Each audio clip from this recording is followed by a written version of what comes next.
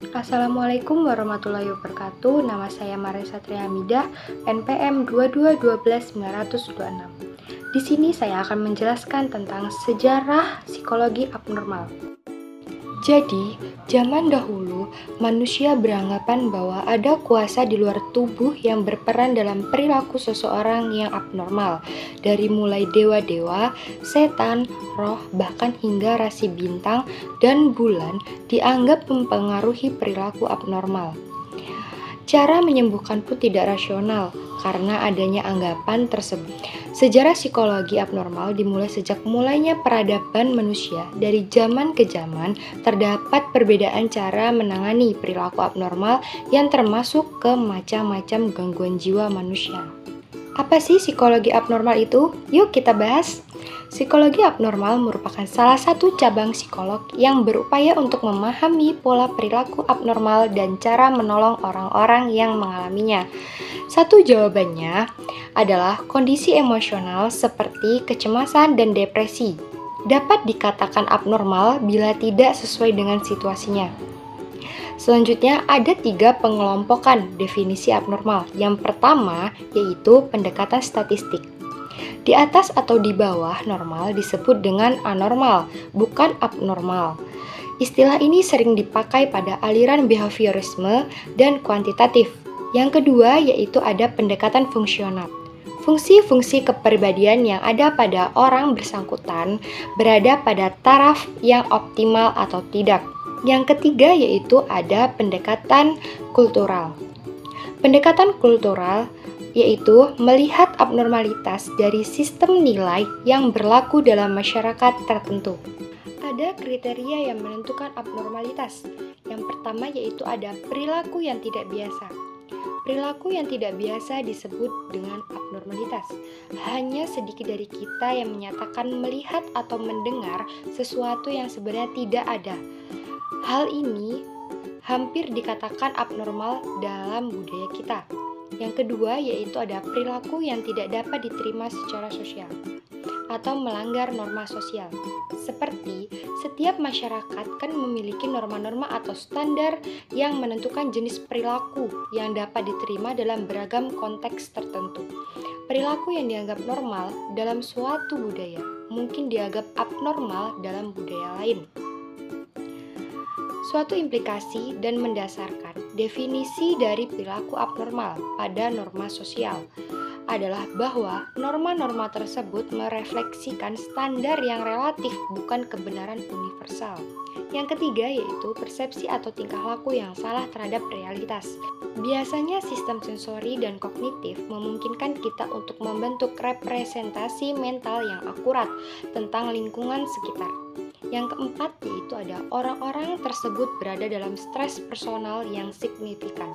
Kondisi stres personal yang diakibatkan oleh gangguan emosi seperti kecemasan, ketakutan atau depresi. Namun terkadang kecemasan dan depresi merupakan respon yang sesuai dengan situasi tertentu.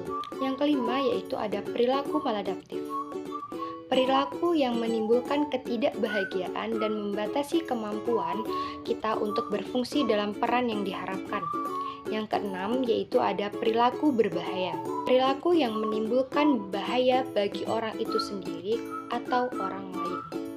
Psikologi abnormal menurut sumber aslinya.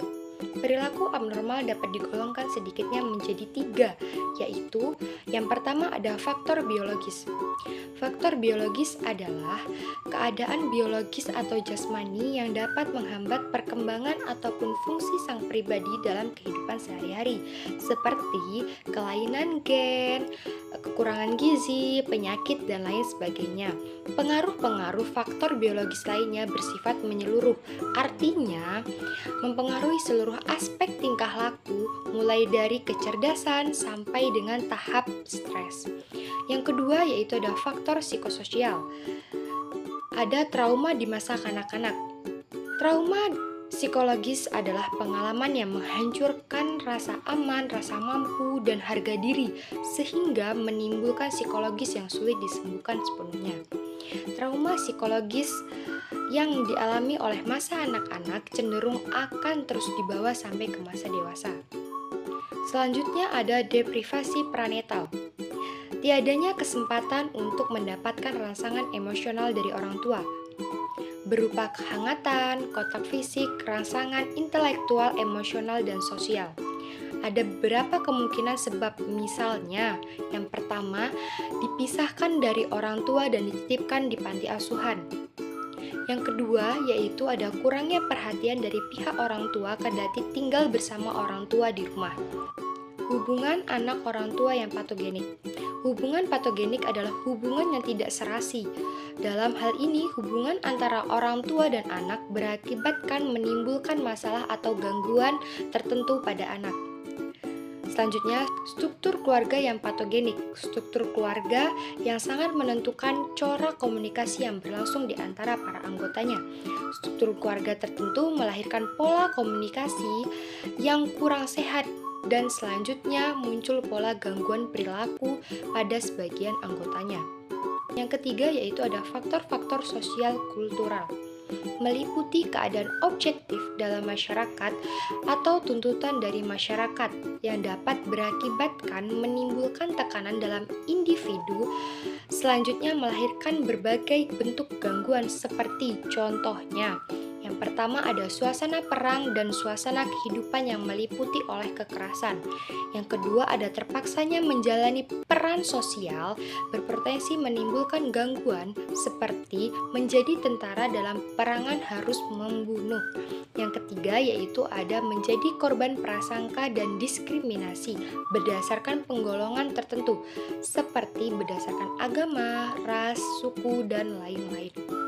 Mungkin hanya itu yang dapat saya sampaikan mengenai sejarah psikologi abnormal. Kurang lebihnya saya mohon maaf. Saya akhiri, wallahul muwaffiq ila aqwamit thoriq. Wassalamualaikum warahmatullahi wabarakatuh.